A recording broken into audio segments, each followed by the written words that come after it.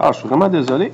On a eu des petits problèmes de stockage dans l'enregistrement de la vidéo précédente. Donc, ce sera la deuxième partie de la section 1.4 qu'on va voir ici. Ça devrait être rétabli maintenant. Nous étions à rechercher quel est l'élément mystérieux qu'on va trouver ici à gauche au début de la transformation nucléaire. Elle doit contenir 3 protons. Il faut que cet élément-là contienne 3 protons parce que le neutron qui est là, lui, c'est pas un proton. Alors, 3 protons, il s'agit du lithium. Maintenant, quel sera le nombre de masses qu'on va placer en haut? Au total, nous avions 7 nucléons, donc un nombre de masse total de 7 à droite à la fin. Il faut qu'on ait la même chose à gauche. On en a déjà un qui va venir avec le neutron. Le restant, c'est les 6 nucléons du lithium. Nous avons ici la transformation d'un atome en 2 plus petits atomes. Il s'agit d'un genre de fission aussi. Ce ne sont pas toujours des très gros atomes qui font une fission. Dans ce cas-ci, c'est un petit. Bon, OK. Regardons ce qui nous reste en bas de cette page-là. On va préciser seulement si c'est une fusion ou une fusion. Espérons qu'il n'y ait pas de désintégration. On a le premier ici. Qu'est-ce qu'on a? On fait toujours une petite séparation. Moi, je vous conseille séparation où vous trouvez la flèche qui montre avant et après la transformation nucléaire. Comme ça, on peut voir qu'est-ce qu'on avait comme particules, surtout comme éléments au début. L'hydrogène, 2 fois. Le deutérium et le tritium, les deux des isotopes de l'hydrogène. Ce sont de très petits noyaux, très petits atomes. À droite, on a de l'hélium, qui est déjà plus gros. Il s'agit donc d'une fusion, parce qu'on est passé de 2 petits éléments à un plus gros. Dans le deuxième cas, c'est la même situation. 2 petits noyaux d'hélium pour former un plus gros en beryllium. C'est encore une fusion. Vous voyez qu'on porte notre attention, notre regard surtout sur les types d'éléments qui ont été présents. Pas tant sur est-ce qu'on a émis un neutron, est-ce qu'on a émis de l'énergie. On regarde principalement qu'est-ce qui est arrivé à ces noyaux. Est-ce que c'est des petits qui sont devenus gros ou l'inverse? Justement, en C, on a un neutron, mais aussi un très gros atome de uranium. Et à droite, nous avons 2 éléments plus petits que l'uranium. Il s'agit donc d'une fission. Et c'est le même phénomène qu'on a pour le dernier, un atome de plutonium instable qui a formé 2 éléments plus simples. Voilà pour le numéro 5. En arrière, on a une petite série de vrai ou faux. Généralement, c'est pas sorcier. S'il n'y a pas d'erreur, ça va bien. En général, plus le noyau d'un isotope radioactif est gros, plus sa chaîne de désintégration est longue. Ben oui, parce qu'on a vu qu'une chaîne de désintégration, ça peut durer longtemps avant de trouver un isotope vraiment stable. Alors, plus il est gros, plus il risque de former des isotopes instables en chemin. Le temps de demi-vie. Le temps de demi-vie d'un isotope radioactif dépend de la taille de l'échantillon. Ben non, pas tout à fait. Le temps de demi-vie n'est pas la durée de vie d'un échantillon, mais bien le temps qui est nécessaire pour que la moitié de cet échantillon se soit désintégré. Alors, peu importe la taille de l'échantillon, la demi-vie reste la même. C'est faux ici. Tous les isotopes radioactifs ont tendance à se désintégrer pour former d'autres isotopes. Ben oui, un isotope radioactif va avoir tendance à se désintégrer et ou faire une fission s'il est frappé par un autre neutron. Mais oui, effectivement, un gros atome radioactif isotopique radioactif va se désintégrer en autre isotope. OK. Tableau numéro 7. On travaille le principe de demi-vie ici. Pardon.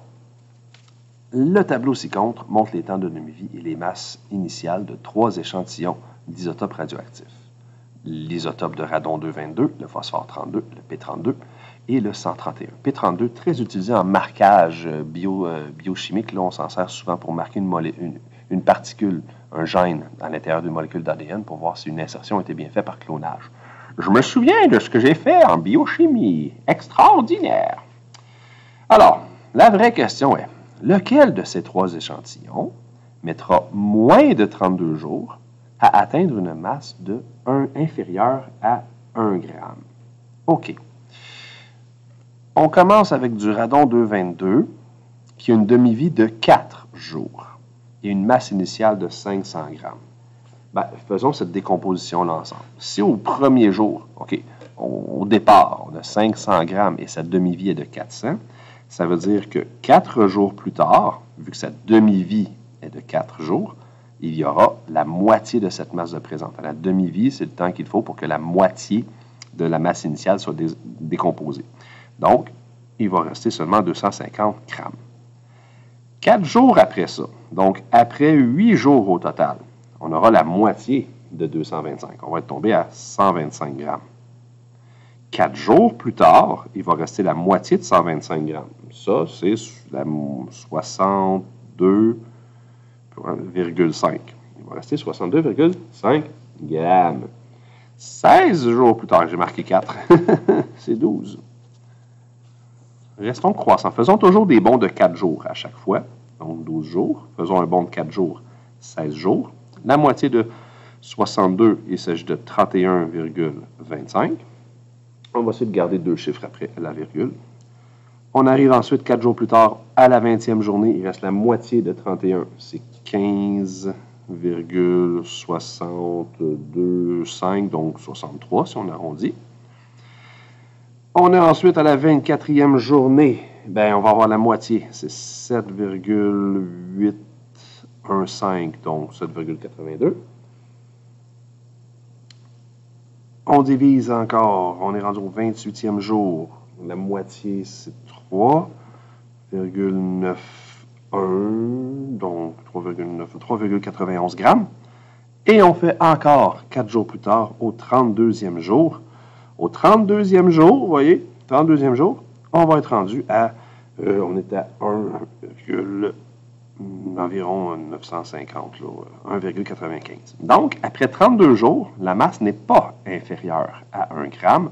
Le radon n'est pas l'isotope qu'on cherche. On cherche celui qui va atteindre 1 gramme en moins de 32 jours.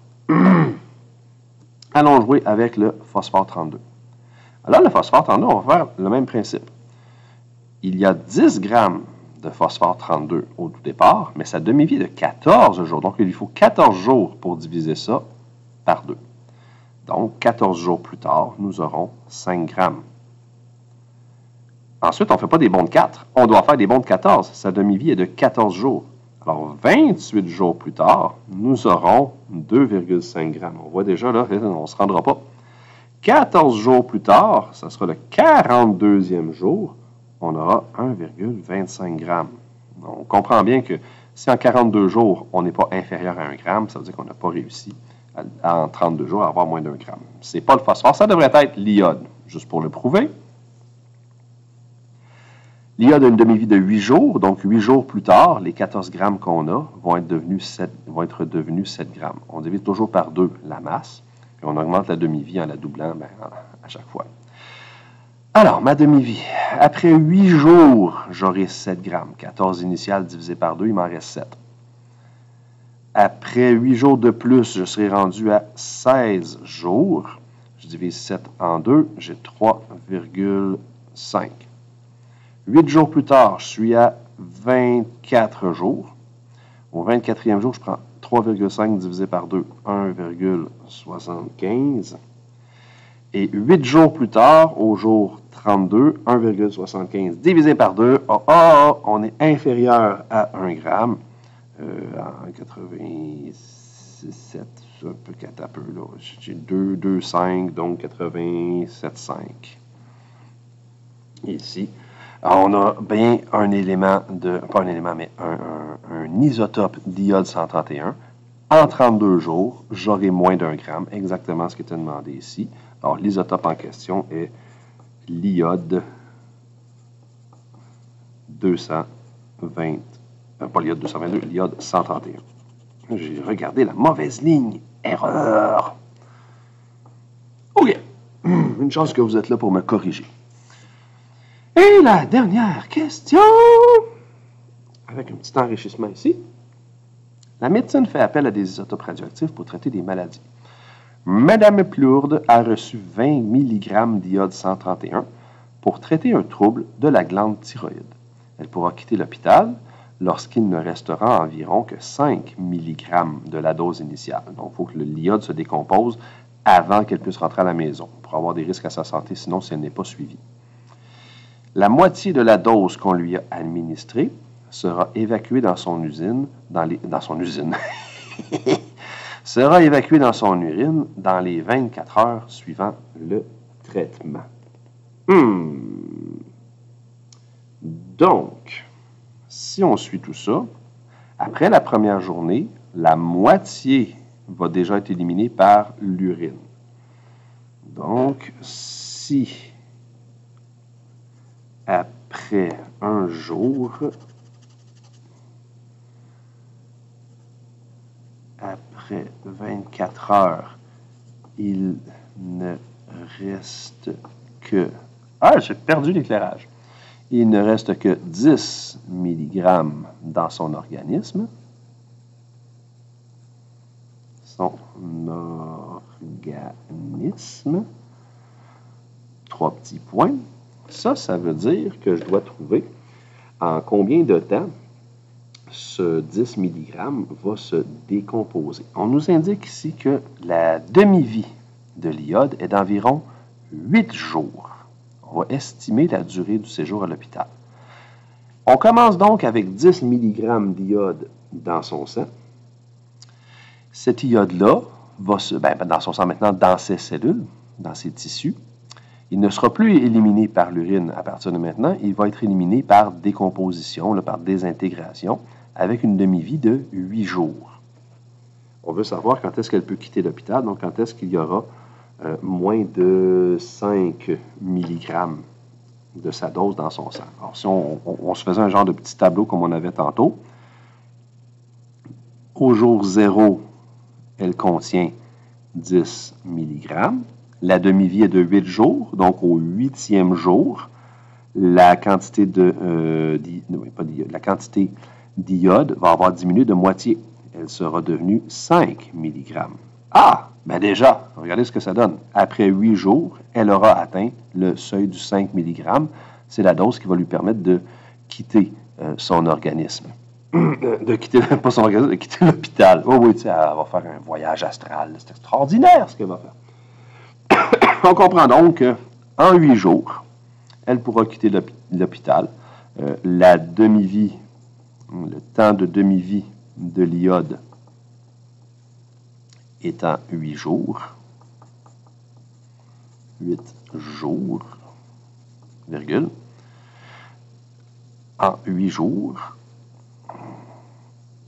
des 10 mg d'iode 131, il ne restera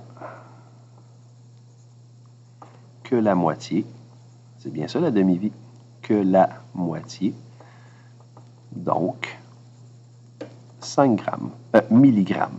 5 grammes, c'est un peu beaucoup. Voilà comment, en médecine, surtout dans les hôpitaux, les infirmiers, les infirmières doivent évaluer combien de temps un patient devra rester à l'hôpital. Et c'est le genre d'information qu'il faudra connaître. Évidemment, il y aura des tableaux, il y aura des grilles spécialisées pour les préposés, mais ça fait partie des connaissances nécessaires avant de dire qu'un patient peut rentrer chez eux en toute sécurité. Voilà pour la fin de cette séquence. Il n'y a pas eu de problème d'enregistrement. C'est donc la partie 2 de 2 de la section d'exercice 1.4. Fin.